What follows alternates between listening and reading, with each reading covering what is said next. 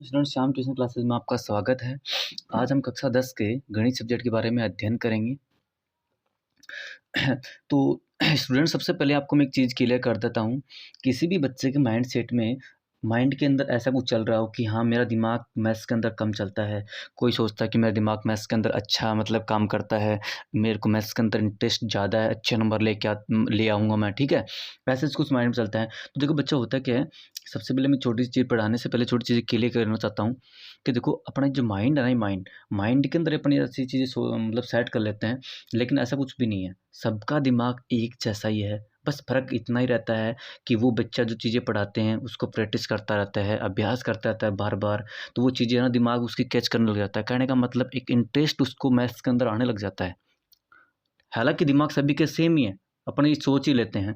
तो मैं इस चीज़ की गारंटी लेता हूँ कि बच्चे जैसे-जैसे आपको मैं पढ़ा रहा हूँ, आप उसी को चीज़ों को इम्प्लीमेंट करते जाओगे, या फिर कोई चीज़ आपको समझ में आई नहीं, उसको एक बार नहीं 10 बार आपको बताई जाएगी, ऐसी बात नहीं है, है ना? तो आप उसको प्रैक्टिस करते जाओ, धीरे-धीरे करते जाओ, डज़न्ट मैटर। कोई भी चीज़ आपको पता है ना, जो एक कहावत है ना, जैसे कि जब ट्रेन होती है, जिन ट्रेन पटरी पे आ जाती है ना, तो देखो कितनी स्पीड पकड़ती है। बस ट्रेन को पटरी पे लेके आने की मतलब बारी है। तो इसलिए बोल रहा हूँ, जैसे-जैसे आपको पढ़ाया जाए उसके अकॉर्डिंग आप चलते रहो, आपको मैथ्स अंगुली पे हो जाएगी, कहने का मतलब ये है ना? तो आज हम कक्षा 10 के अध्याय नंबर 8, जिसका नाम है त्रिकोणमिति, उसके बारे में अध्ययन करेंगे। देखिए, सबसे पहले मैं थोड़ा-सा डिस्कस करता हूँ कि जो 8 का और 9 का जो चैप्टर है अपना, जो प्रश्नावली है, वो अपने 12 नंबर की आती है एग्ज़ाम में। कितने नंबर की आती है? 12 नंबर की आती है, 12 मार्क्स की आती है एग्ज़ाम में, ठीक है? तो सबसे पहले मैं आपको एक चीज़ क्लियर कर देता हूँ कि हम जो भी चैप्टर पढ़ेंगे, जो भी प्रश्नावली पढ़ेंगे, जो भी अध्याय पढ़ेंगे ना, उसके बेसिक के बारे में पहले आपको पढ़ना पड़ेगा। क्योंकि कोई भी मकान देख लो, अगर नींव अगर हम अच्छी नहीं रखेंगे, मजबूत नहीं रखेंगे, तो गिर जाएगा। तो सबसे पहले कोई भी टॉपिक पढ़ोगे ना, तो उसका बेसिक आपको आना चाहिए। अगर बेसिक आपका उसका अच्छा ना, तो आपको दिक्कत नहीं होनी। बहुत से बच्चे बोलते हैं कि सर मैं चीज़ कुछ देर के लिए कर लेता हूँ, अच्छे नंबर आ जाते हैं, बाद में मतलब भूल जाता हूँ, तो वो होता है रट्टाफिकेशन। आपको वो चीज़ें को रटना नहीं है, समझना है, ठीक है? तो हम शुरू करते हैं त्रिकोणमिति का परिचय, अध्याय नंबर 8। देखिए, सबसे पहले बच्चा आपको मैं बता देता हूँ कि जो त्रिकोणमिति जो नाम है, त्रिकोणमिति,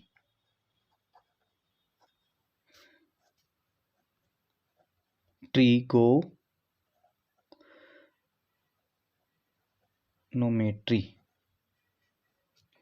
ये जो ट्रिग्नोमेट्री नाम है ना, ये एक ग्रीक भाषा है।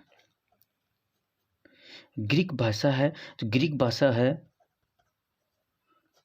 ग्रीस भाषा के कुछ शब्द हैं, कि कुछ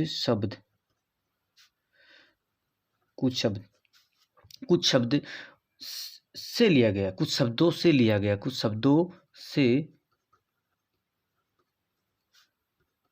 लिया गया है। देखिए, थोड़ा सा इसको मैं डिवाइड करना चाहूँगा। एक तो नाम होता है ट्री। ट्री का मतलब क्या होता है? 3 होता है। एक इसके अंदर होता है गोन, जिसका अर्थ मैं क्या बोलूँगा? भुजा। एक तीसरा इसके अंदर होता है मेट्रोन, जिसका अर्थ क्या होता है? माप। कहने का मतलब 3 तो उसके अंदर भुजा होती है, और 3 की भुजाओं और 3 कोण, इनके बारे में हम अध्ययन करेंगे। तो एक मेरे को एक बात बताइए, ऐसी कौन सी गणित के अंदर आकृति है जिसमें 3 तो साइड होती है, 3 भुजाएं होती हैं और 3 ही कोण होते हैं? तो आपको ये क्लियर है कि भाई हमारे पास में वो आकृति कौन सी होती है? त्रिभुज, जिसका हम क्या नाम देते हैं? त्रिभुज। क्या नाम देते हैं? त्रिभुज, उसको नाम दे देते हैं। ये हमारे पास में हो गया त्रिभुज, 3 भुजाओं से घिरी हुई बंद आकृति, ठीक है? जैसे इसको नाम देना चाहूँगा मैं ABC।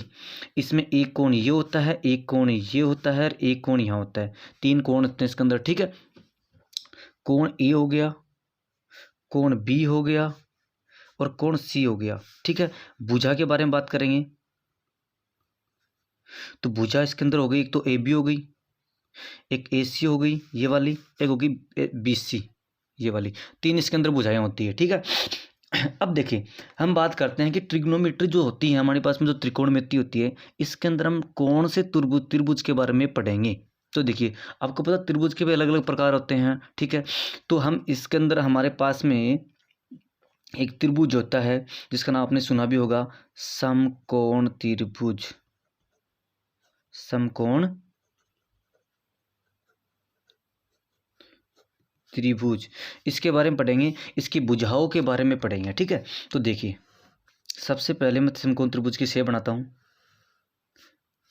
ABC। देखिए बच्चों बच्चों समकोण त्रिभुज में होता है क्या, जो ये भुजा होती है ना, ये वाली, इसको हम नाम दे देते हैं लंब। इस वाली भुजा को हम दे देते हैं नाम आधार, और इस भुजा को हम बोलते हैं कर्ण। क्या बोलते हैं? कर्ण बोलते हैं। क्या बोलते हैं बेटा? कर्ण बोलते हैं।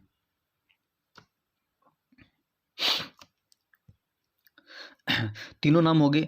अब देखिए इन तीनों के अंदर एक रिलेशन होता है, एक संबंध होता है। उस संबंध को अपन नाम दे देते हैं पाइथागोरस प्रमेय। पाइथागोरस प्रमेय।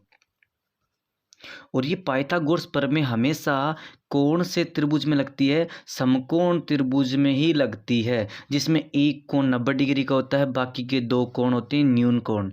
न्यून कोण कौन से होते हैं? 90 डिग्री से छोटे वाले कोणों को अपन क्या बोलते हैं? न्यून कोण बोलते हैं, और एक 90 डिग्री का होता है, ठीक है। तो इस समकोण त्रिभुज में लगती है पाइथागोरस प्रमेय। पाइथागोरस प्रमेय क्या होती है? कर्ण का स्क्वायर बराबर आधार का स्क्वायर प्लस लंब का स्क्वायर। मतलब इसमें जो सबसे बड़ी भुजा का स्क्वायर होगा ना कर्ण का, वो अन्य दो भुजाओं के वर्गों के योग के बराबर होगा। मतलब कर्ण स्क्वायर बराबर आधार स्क्वायर प्लस लंब स्क्वायर। आपको कोई भी दो भुजाओं के मान मिलेंगे, कोई भी दो के आपको मान मिलेंगे, तो इसके द्वारा, इस पाइथागोरस प्रमेय के द्वारा इसका प्रयोग करके हम कोई तीसरी भुजा निकाल सकते हैं। इसलिए हमें पाइथागोरस प्रमेय की जरूरत पड़ती है, ठीक है। आगे देखिए बच्चों, अब देखिए बच्चों, ये जो हमारे पास में पाइथागोरस प्रमेय है, कब काम आएगी कब नहीं आएगी, अभी आगे हम डिस्कशन करेंगे इसके बारे में। देखो इसके बाद में सेकंड पॉइंट हमारे पास में होता है त्रिकोणमितीय अनुपात। त्रिकोणमितीय अनुपात, देखो ये कौन से होते हैं वो देखिए, सरल भाषा में बात करेंगे। देखो एक तो हमारे पास में होता है त्रिकोणमितीय अनुपात में साइन थीटा। क्या होता है? Sine theta. एक होता है कोस थीटा, एक होता है टेन थीटा, एक होता है कोट थीटा, एक होता है सेक थीटा, एक होता है कोसेक थीटा। 1 2 3 4 5 6, ये हमारे पास में 6 होते हैं त्रिकोणमितीय अनुपात, ठीक है। अब देखो बच्चों थोड़ा सा मैं डिस्कशन कर लेता हूँ। देखो हमारे पास में वैसे तो मेन तो इसमें 3 ही होते हैं। एक तो होता है साइन थीटा, एक होता है कोस थीटा, एक होता है टेन थीटा। वैसे तो 3 होते हैं। पूछो कैसे? देखिए साइन थीटा का रिलेशन किससे होता है? कोसेक थीटा से होता है, ठीक है। कोस का किससे होता है? सेक थीटा से होता है। टेन का किससे होता है? कोट थीटा से होता है, ठीक है। रिलेशन का मतलब होता है जब कभी भी है ना इनके इक्वल की बात आएगी ना, कि भैया साइन थीटा की इक्वल फॉर्मूला क्या होता है? तो 1 बटा कोसेक थीटा होता है। कोस थीटा बराबर होता है 1 बटा सेक थीटा, और टेन थीटा बराबर होता है 1 बटा कोट थीटा।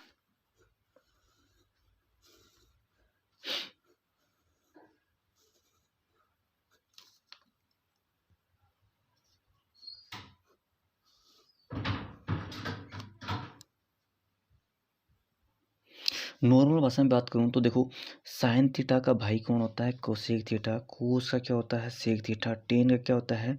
Cot theta. ये भाई बहन का रिलेशन होता है एक तरीके से। जब कभी बोलेगा कि भैया साइन थीटा इक्वल क्या होता है, तो क्या बोलोगे आप? जो कोसेक थीटा दे रखा है ना भाई, इसको 1 के अपोन में ले आएंगे, तो 1 बटा कोसेक थीटा। कोस थीटा बोलेगा तो क्या बोलेगा? 1 बटा सेक थीटा। और टेन का क्या लिखोगे? 1 बटा कोट। अब बात रही इसका उल्टा ही पूछ सकता है, कैसे? बोले कि भैया अगर sine theta equal 1 cosec theta होता है तो भैया बताओ कोसेक थीटा बराबर क्या होता है। तो आपको कुछ भी नहीं करना, इस कोसेक को यहाँ ले आना है और साइन को यहाँ पे। तो हमारे पास में सूत्र क्या बन जाएगा, कोसेक थीटा बराबर 1/साइन। और सेक थीटा का पूछेगा तो 1/कोस, और कोट का पूछेगा तो 1/टेन। अब देखो एक टेन का देखो ये फॉर्मूला है 1/कोट है, ये किसके पदों में है, ये कोट के पदों में है, मतलब कोट के अंदर उत्तर आ रहा है टेन बराबर। अगर आपसे पूछ ले कि भैया वो सूत्र बताइए जिसमें क्या हो, साइन भी हो और कोस भी हो, तो आपको वो सूत्र क्या लिखना है, साइन थीटा बटा कोस थीटा, ये सूत्र लिखना है। अगर किसका पूछ ले, कोट का पूछ ले, तो कुछ भी नहीं, इसी को आपको अपोजिट करना है, उल्टा करना है। तो ये कोस ऊपर चला जाएगा और साइन इसके नीचे आ जाएगा, तो इसके लिए सूत्र बन जाएगा। क्लियर है। तो ये दो छोटे फॉर्मूले हैं जो हम आगे काम लेने वाले हैं। अब देखना होता क्या है, हमने समकोण त्रिभुज के बारे में डिस्कशन किया। ये हमारे पास समकोण त्रिभुज है ABC, ठीक है। ये हमारे पास में 90 डिग्री का कोण है, ठीक है। मैंने क्या कहा था, ये लंब भुजा होती है, ये होती है आधार, ये होती है कर्ण, ठीक है। अब देखिए जब हम सूत्र की बात करेंगे तो हमारे पास सूत्र कैसे बनेगा। देखो आपको एक छोटी सी मैं ट्रिक के माध्यम से बताना चाहूँगा कि जो त्रिकोणमितीय जो अनुपात मैंने अभी जो लिखवाए हैं, sine theta, cos theta, tan theta, cot theta, cosec और सेक, जो लिखवाए हैं ना, इनका एक सूत्र होता है इनकी भुजाओं के संबंध में, मतलब भुजाओं के अंदर इनका मतलब क्या सूत्र होता है, ठीक है। तो देखिए, तो एक छोटा सा होता है लाल बट्टे कक्का, लाल बट्टे कक्का। बोलोगे सर ये क्या लिख दिया आपने, तो देखिए थोड़ा सा इसके बारे में आपको विस्तार में बता देता हूँ। देखिए ये तो होता है साइन थीटा, ये तो साइन थीटा को शो करेगा, ये करेगा कोस थीटा को, और ये करेगा टेन थीटा को। करने का मतलब जब कभी भी आपको बोलेगा कि भैया साइन थीटा बराबर में क्या होता है भुजाओं के संबंध में, तो आपको क्या लिखना है, लंब बटा कर्ण, एल बटा की, एल होता है आपका लंब, लंब को डिनोट करेगा, और के किसको करेगा, कर्ण को करेगा। क्लियर है। उसी तरीके से हम बात करते हैं किसकी, कोस की। तो कोस थीटा बराबर क्या होगा, बोलेगा सर ए बटा क्या होगा, कि ए होता है हमारा, ए से हो गया आधार, क्लियर है, और के से क्या हो गया, कर्ण। तीसरा है टेन थीटा, तो टेन थीटा बराबर हो गया एल बटा ए, एल होता है लंब और ए क्या होता है, आधार, ठीक है। अब देखो तीन के तो अपन तीन त्रिकोणों में तीन रेशियो थे, अनुपात थे हमारे पास में, उनका तो अपन ने लिख लिया। बोलोगे सर बाकी की तो तीन है, जैसे साइन का भाई क्या होता है, बोलोगे सर कोसेक थीटा लिखवाया था, ठीक है। इसका अगर सूत्र लिखना चाहें भुजाओं के संबंध में तो क्या होगा, कोस क्या होता है, बोलेगा सर सेक थीटा होता है, उसका बताइए। टेन का क्या होता है, कोट थीटा होता है, इसका बताइए। तो सुनो मेरी बात, कुछ भी नहीं करना, जैसे मैंने आपको लिखवाया था कि साइन थीटा बराबर होता है 1/कोसेक, भाई को एक बट्टे में लिखा था ना अपन ने कि 1/कोसेक, कोस का होता है 1/सेक, टेन को लिखा था 1/कोट, लिखा था नहीं था, लिखा या नहीं लिखा जी, लिखा है। तो देखिए उसी तरीके से हमें कुछ भी नहीं करना, हाँ जैसे वो उल्टा होता है वैसे ही इसमें भी ये अपोजिट हो जाएगा, के ऊपर चला जाएगा, एल नीचे आ जाएगा, तो हो जाएगा k/l, तो मतलब कर्ण बटा लंब हो जाएगा। इसी तरीके से ए बटा क्या हो जाएगा, k/a हो जाएगा, तो कर्ण ऊपर चला जाएगा और आधार नीचे आ जाएगा। अब कोट थीटा देखो, ये ए ऊपर आ गया और एल नीचे आ गया, आधार बटा क्या आ गया, लंब आ गया, ठीक है। तो मैं इसको यहाँ पे लिख दूं डायरेक्ट, इसका हो जाएगा कोसेक थीटा, ये हो जाएगा सेक थीटा, और ये हो जाएगा कोट थीटा, ठीक है। उसको अपोजिट ले लेना, k/l हो जाएगा, k/a हो जाएगा, a/l हो जाएगा, ठीक है। तो अब देखो ये रिलेशन हमारा हो चुका है, ठीक है। हाँ देखो अब आपको एक थोड़ा सा मैं बता देता हूँ, बच्चे कन्फ्यूज कहाँ होते हैं, इन थीटाओं के अंदर कन्फ्यूज होते हैं। कि यहाँ पे एक थीटा ले लिया अपन ने, एक थीटा यहाँ ले लिया मैंने, थीटा 1 ले लिया, और थीटा ले लिया मैंने 2 ले लिया, थीटा 1 है, थीटा 2 है, ठीक है, 2 मैंने ले लिए। बच्चे इन भुजाओं के अंदर तो समझ जानते हैं कि बस साइन थीटा बराबर लंब बटा कर्ण होता है, कोस बराबर आधार बटा कर्ण होता है, टेन बराबर ये होता है, ठीक है।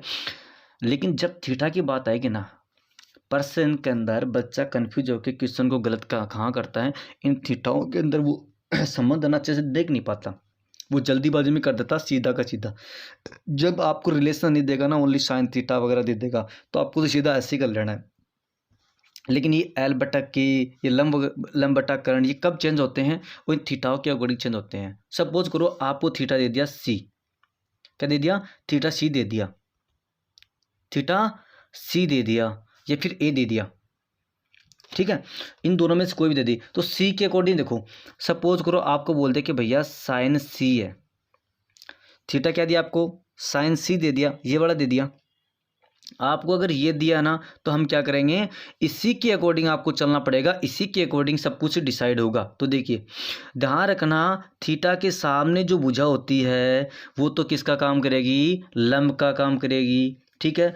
थीटा के जस्ट पास वाली होती है, जो पास में जो बैठी रहती है, ठीक है, वो किसका काम करेगी, बेस मतलब आधार का काम करेगी। तो देखो सबसे पहले हमें देखना कि भैया साइन थीटा का सूत्र क्या होता है, लंब बटा कर्ण होता है, ये आपको पता है, ठीक है जी, लंब बटा कर्ण होता है, ठीक है। लेकिन अब सी के अकॉर्डिंग लंब क्या होगा, ए बी भुजा होगी, तो ए बी आ जाएगा यहाँ पे।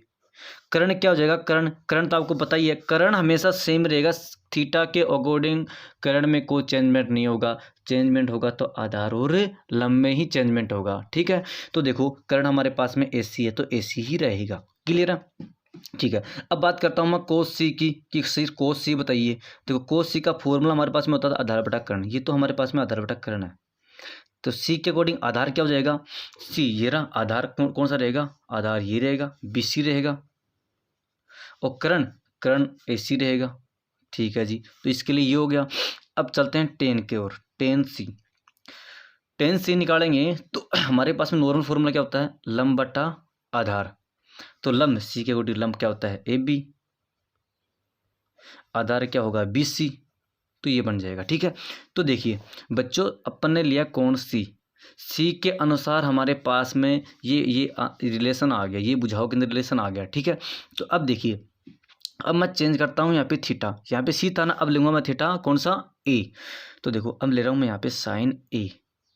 जब साइन ए की बात आएगी ना, तो हम क्या करेंगे, हमारे पास में किस तरह का सूत्र बनेगा, देखो लंब बटा कर्ण, ये तो सेम ही रहेगा, लेकिन यहाँ पे लंब क्या था, ए बी भुजा थी ना, ए बी थी ना, और कर्ण क्या था, ए सी। मैंने क्या कहा कि कर्ण के अंदर कोई चेंजमेंट नहीं होना, लेकिन अब देखो चेंजमेंट किस में होगा, ए है, हमारे पास में कोण क्या है, ए है। मैंने आपको क्या कहा था कि बच्चों जो कोण होता है उसके हमेशा सामने की भुजा तो किसका काम करेगी, लंब का, ठीक है, और पास वाली भुजा किसका काम करेगी, आधार का। तो हमारे पास में अब देखिए कोण क्या है, ए के जस्ट सामने वाली भुजा क्या है, ये है, ये अब आधार नहीं रहेगी, ये लंब का काम करेगी थीटा ए के अनुसार, ये थीटा हमारे पास में ए है, तो इसके अनुसार लंब क्या हो गया, बी सी, और कर्ण मैंने कहा था एज इट इज सेम का सेम ही रहेगा, यहाँ पे एस सी आ गया कर्ण, क्लियर है। इसी तरीके से मैं बात करता हूँ कोस ए, तो वो तो सेम ही रहेगा, ए बटा आधार बटा कर्ण, लेकिन देखो आधार अब क्या बन जाएगा, देखिए मैंने क्या कहा था, थीटा के पास में जो भुजा रहती है ना, इधर बैठी रहती है, वो होती है क्या, आधार, तो यहाँ पे ए बी आधार काम करेगी, और कर्ण वही रहेगा ए सी। अब बात करते हैं टेन ए, टेन ए बराबर हमारे पास में लंब बटा आधार होता है, तो देखिए लंब, इसके अनुसार लंब क्या होगा भाई, जस्ट सामने वाली भुजा बी सी हो जाएगी, लंब का काम करेगी, और आधार, आधार जस्ट पास वाली भुजा ए बी। तो बच्चों सबसे मेन चीज़ें है ना इसके अंदर ये है कि आपको थीटा के अनुसार चलना पड़ेगा, ऐसा नहीं डायरेक्ट आपने कर दिया कि हमेशा लंब यही रहेगा, आधार ये रहेगा, कर्ण हमेशा सेम ये रहेगा, कर्ण के अंदर कोई चेंजमेंट नहीं आएगा, अगर बदलाव आएगा तो इन दोनों के अंदर, वो भी थीटा के अनुसार। तो इस तरीके से आपको कर लेना है, ठीक है। सबसे पहले हमें कोई भी दो भुजाएं मिलेंगी, तीसरी भुजा आपको निकालनी पड़ेगी, किसके द्वारा, पाइथागोरस थ्योरम आपको मैंने अभी बताई है, कर्ण स्क्वायर बराबर आधार स्क्वायर प्लस लंब स्क्वायर, उसके अंदर अपन दो भुजाओं के मान रखेंगे और तीसरी अपन वहाँ से निकालेंगे, ठीक है। तीसरी निकालने के बाद में हमें डिसाइड करना पड़ेगा थीटा के अनुसार कौन से क्या भुजाएगी, फिर हमारा यहाँ पे आंसर आ जाएगा। देखो सबसे पहले हम एक क्वेश्चन करते हैं जिससे कि आपको एक क्लियर हो जाएगा, अच्छे से देखना।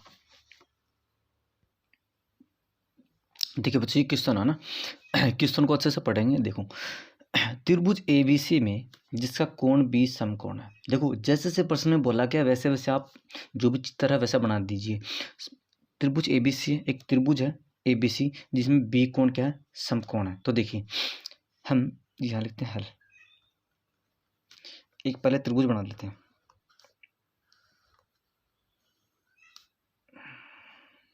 ये हमने त्रिभुज बना लिया, यहाँ पे ए ले लिया, बी समकोण बोल जो बोला गया ना उसी को आपको 90 डिग्री लेना है। तो यहाँ पे 90 डिग्री होता है आपको पता ही है। यहाँ पे मैंने बी ले लिया, ठीक है। और ये हो गया सी। ए बी भुजा कितनी दी है, 24 सेंटीमीटर। ये ए बी है, ये मैं दी गई है 24 सेंटीमीटर, क्लियर है। बी सी में दिया 7 सेंटीमीटर। अब देखिए ये हमारे पास में भुजा नहीं है ना, इसको अपन अक्ष मान लेते हैं। क्या मान लेते हैं, अक्ष मान लेते हैं। तो आपको बोला गया कि साइन ए कोस ए, पहले में तो इन दोनों को मान निकालना है। दूसरे में पूछा गया साइन सी और कोस सी। ठीक है बच्चों, आपको पहले क्लियर कर देता हूँ कि आपको पहले तीनों भुजाएं मुट्ठी में करनी होंगी। दो आपको दे रखी, तीसरी आपको निकालनी पड़ेगी, ठीक है। तो आपको मैंने क्लियर कर दिया था कि तीसरी भुजा किसी भी समकोण त्रिभुज में कोई दो भुजा दे दी और तीसरी भुजा आपको निकालनी हो तो हम किसकी सहायता करते हैं, किसकी सहायता लेते हैं, हम पाइथागोरस प्रमेय की सहायता लेते हैं। तो देखिए पाइथागोरस प्रमेय, पाइथागोरस प्रमेय, पाइथागोरस प्रमेय से, है ना। तो देखिए पाइथागोरस प्रमेय क्या होती है, कर्ण स्क्वायर बराबर आधार स्क्वायर प्लस लंब स्क्वायर, ये होती है। आपको लिखना है त्रिभुज एबीसी में पाइथागोरस प्रमेय का प्रयोग करने पर बात एक ही है, फिर पाइथागोरस प्रमेय से बात एक ही है, ठीक है। देखिए कर्ण यहाँ पे क्या है, अक्ष है, तो अक्ष का स्क्वायर हो गया। भुजाओं में लिखना चाहो तो एससी का स्क्वायर, बात एक ही है। आधार क्या है, बीसी, तो बीसी का स्क्वायर। लंब क्या है, एबी, तो एबी का स्क्वायर। तो अक्ष स्क्वायर बराबर बीसी कितना है, 7 है, तो 7 का वर्ग हो जाएगा। एबी कितना है, एबी 24 का वर्ग हो जाएगा। देखिए आपको क्लियर कर देता हूँ कि आपको कम से कम 30 तक वर्ग आपको याद होने चाहिए, जिससे कि आपकी जो कैलकुलेशन होगी ना वो जल्दी हो जाएगी, दिक्कत नहीं आनी फिर। तो 7 का वर्ग होता है 49, 24 का होता है 576, दोनों को जोड़ेंगे तो हमारे पास में आएगा 625। अगर इसको हटाना है, हमें तो अक्ष की वैल्यू निकालनी है, अक्ष का मान निकालना है, तो इसको उठाना पड़ेगा। जब इसको उठाएंगे तो क्या करेंगे, वर्गमूल करेंगे, अनरूट करेंगे, तो दोनों साइडों में क्या करेंगे, वर्गमूल ले लेंगे। इससे तो ये कैंसिल, यहाँ अक्ष बच जाएगा। और 625 का वर्गमूल कितना होता है, 25 होता है। ये 25 का वर्ग होता है, इसलिए इसको अपन वर्गमूल लिखना चाहें तो 25 आ गया, ठीक है। तो हमारे पास में तीसरी भुजा जो एसी थी वो आ गई हमारे पास में 25, तीनों भुजा आ गई। अगर तीनों भुजा आ गई तो हमारा काम आसान हो गया, अब दिक्कत नहीं होनी। तो देखिए हम कैसे करते हैं, कैसे निकालते हैं, जो जो आपसे पूछा गया ना वो निकालते हैं। देखिए पहला आपसे पूछा गया है साइन ए, तो देखो साइन थीटा का मैंने आपको सूत्र लिखवाया था, लंब बटा कर्ण, लंब बटा कर्ण, लाल बटा करके लिखाया था ना, लंब बटा कर्ण, ठीक है। तो देखिए बच्चों साइन ए, अब थीटा को देखेंगे, थीटा यहाँ पे क्या है, ए है, ये वाला थीटा है। तो थीटा के जस्ट सामने भुजा कैसे काम करेगी, लंब का। तो यहाँ पे लंब क्या हो गया, बीसी हो गया, बीसी तो लंब हो गया। कर्ण के तो एसी रहेगा हमेशा, क्या रहेगा, एसी रहेगा। तो देखिए बीसी कितना है, 7 है। एसी अपने निकालना 25, तो हमारे पास में साइन ए का मान आ गया 7/25। इसी तरीके से आप कोस ए का मान निकाल सकते हो थीटा ए के अकॉर्डिंग। अब मैं दूसरे प्रश्न में पहला करूंगा साइन सी का मान। देखिए लंब बटा कर्ण ही रहेगा, सूत्र में कोई चेंजमेंट नहीं होगा, बट इस सी के अनुसार ये जो भुजाएं दे रखी है ना वो चेंज हो जाएगी। देखो सी, ये वाला आपके पास में आ गया थीटा, इस बार चेंज हो गया ना सी।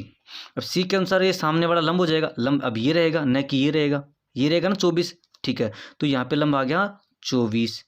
कर्ण तो वही रहेगा, मैंने क्या कहा था, कर्ण में कोई चेंजमेंट नहीं होगा, कर्ण ही रहेगा, ठीक है। तो हमारे पास में यहाँ से साइन सी का मान आया 24/25। तो ये जो मैंने प्रश्न आपको बताया है ये हमारे आर्ट की जो प्रश्नावली है, आर्ट का जो चैप्टर है उसमें 8.1 का पहला ही पर्सन है बच्चों, पहला ही पर्सन है जिसे मैंने आपको साइन 1 का मान निकाल के बता दिया कैसे कैसे करना है, और साइन सी का भी आपको निकाल के बता दिया। पीछे की चीज़ें जितनी भी हैं इस तरीके से यहाँ पे काम में लेनी हमें, ठीक है।